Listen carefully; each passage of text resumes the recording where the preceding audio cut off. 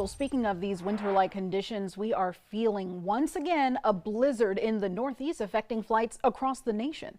Giving you a live look right now at Charlotte Douglas International Airport and got some new numbers for you. So far, more than 150 flights are canceled and just over 50 are delayed.